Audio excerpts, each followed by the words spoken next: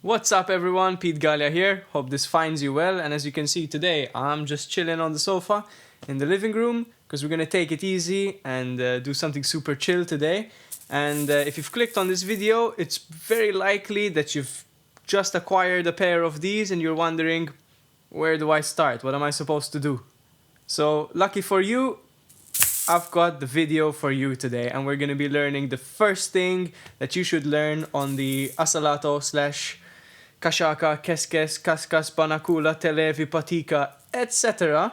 So let's jump straight in.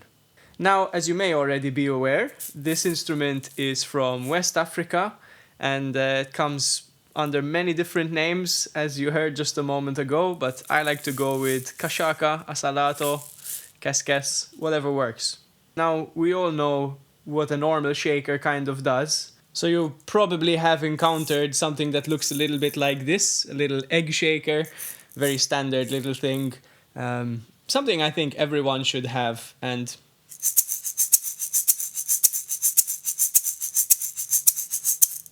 the cool thing about these ones is that you can do this as well.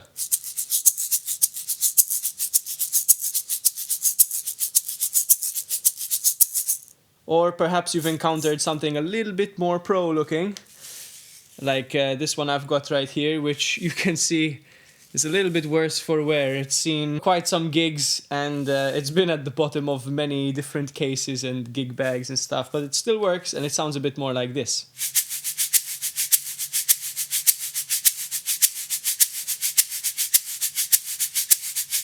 This one's a bit more appropriate for the studio maybe, although I've used it live many times, and what I like about it is that it's much easier to grab onto. If you're gonna be using this, it's likely to fall off your little percussion tray and all that kind of thing. This one is where it's at. But today we are talking about this kind of shaker. So we've got two little shaker balls attached to the string. Now, first things first, how do you hold it?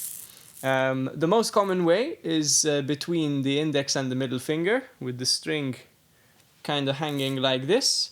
And you might see some people playing it also like this, and there are also certain rhythms and certain little twists and tricks which require you to have it here, but we'll save that for another video. Today we're gonna be just hanging it between these fingers here, and you want to start out with this bottom one just a little bit in there in your hand, and you can hold them both like this.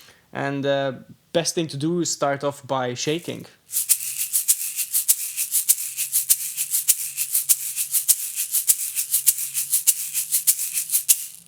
Now, you probably noticed already that I'm not shaking like this, which is cool, you know, nothing wrong with it. If that's the sound you want, then go for that. But in terms of more comfortable shaker technique with a bit more of a dynamic shape to it, I would kind of move a bit more like this. I'm gonna sit a little bit more sideways to show you, because as you can see, it's got a little bit of a curve to it, like a C shape. My hand is doing a little bit of this, and there's an accent at the top.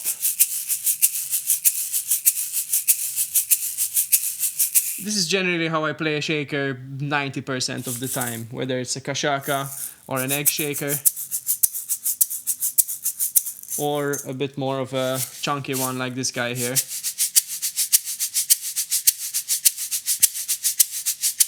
Now, why am I telling you this? Because I think it is important also. Let's switch back here. It's very important also when you're playing the Asalato, because a lot of what you're going to be doing, pretty much everything you're going to be doing, requires that you have some fluid movement happening from the get-go. So rather than a bit more stiff like this, we want to find some fluidity.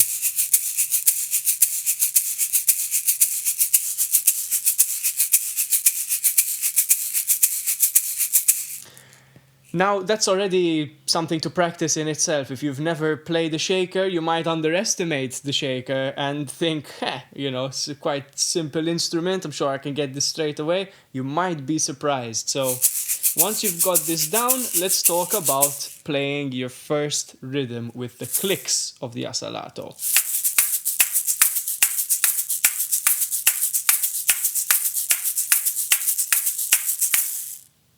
So the first thing to bear in mind is that, in my opinion, your hand should be shaking all the time. There should be no point where it's not moving unless you get into doing palm clicks and different moves later on. But in this case, your hand should be shaking the entire time, even when you're doing that little tickety tickety tickety tickety tickety motion with the bottom shaker ball.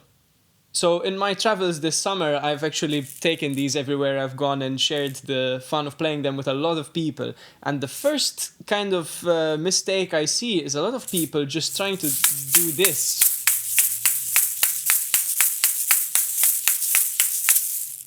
Now that can be done, and I believe it's called a den-den.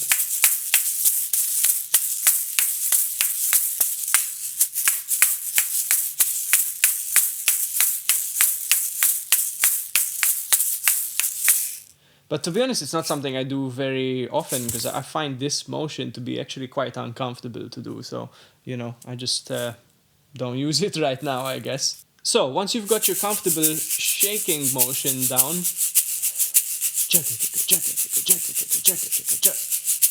just let go of that bottom ball and allow it to swing around. Let me show you from this angle. Move it around a bit.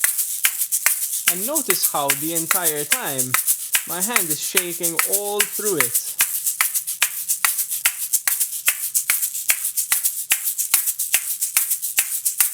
So if you just allow that kind of perpetual motion, that back and forth to happen, then you should find it pretty comfortable.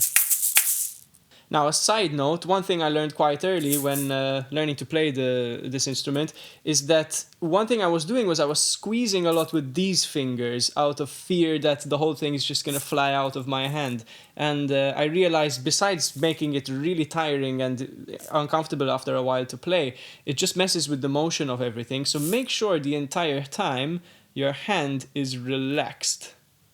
And with a relaxed hand, I'm totally confident that it's not gonna fly out of your hand. Just simple reason being, if you keep your fingers all stiff and straight like this, it's likely not gonna work too well.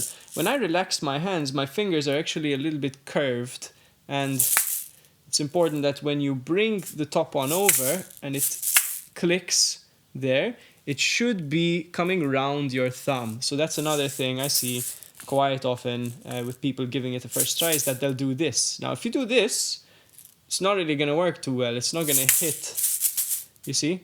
So if you allow it to come over your thumb, you can actually kind of make these minor adjustments on how you want it to work. And you'll do that almost automatically without realizing. It's not something you have to get too technical about and see, oh, my thumb's here or my thumb's here. None of that, really. So the main things are, remember to keep shaking, relax your hand, and do not squeeze between these fingers because it's not going to fall out of your hand if it's relaxed. And if it does, big deal, just pick it up, just like drumstick technique. And when you're flipping it over this way, make sure it comes over the thumb there. So, once you've got all that together, you should be able to do this. Get the shakes going. And then just at some point, let go of the bottom ball.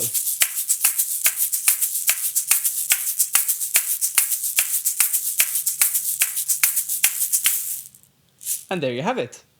One last little tip I'd like to share with you is potentially trying different hand positions. For example, now you'll notice my hand is quite level, I guess. You could even have it a bit more here and try flip-flop it a bit more like towards you, as you can see. That might be a bit more comfortable for you. Or you could even try maybe keeping your hand a bit more vertical, like this, and have the string a bit more parallel to the ground like this, and you can try shake it in this way.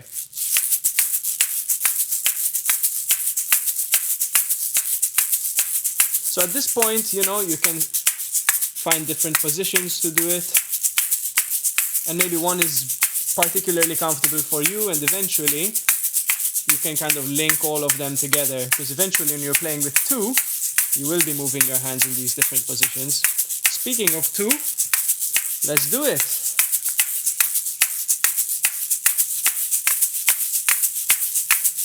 So make sure you practice it with both hands individually. Actually, you can practice it on its own. And then bring in the other shaker.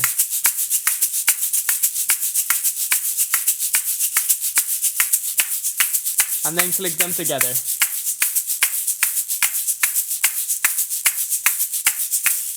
And there you have it, your first Asalato trick. Now this rhythm covers groupings of 3, but if you want to get a little bit into the technical side of things, I've got other videos you can check out. So once you've got this down, maybe check out my other videos and sink your teeth a little bit into those as well. So a quick recap for you. Lay your hand out like this, drop it in there, and you can hold it here.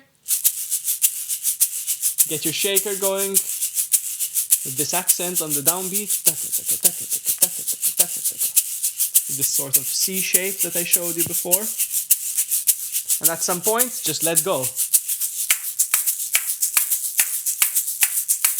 And allow that wrist to turn with the shaker only as needed. You don't need to do any of this. Nothing. You just keep shaking. In fact,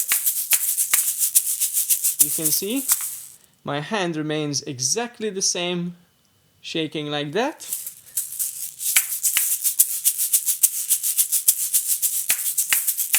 And it moves the same way.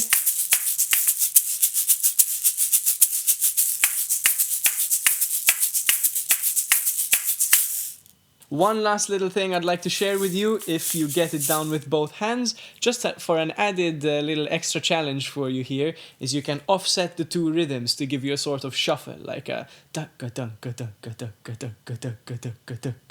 check it out.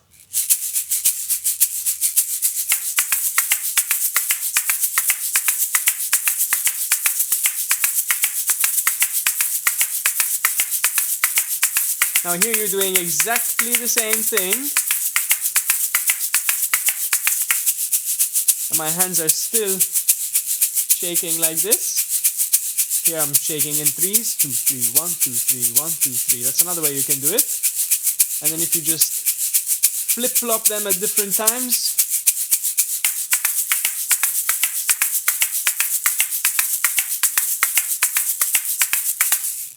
you've got another thing to try out there.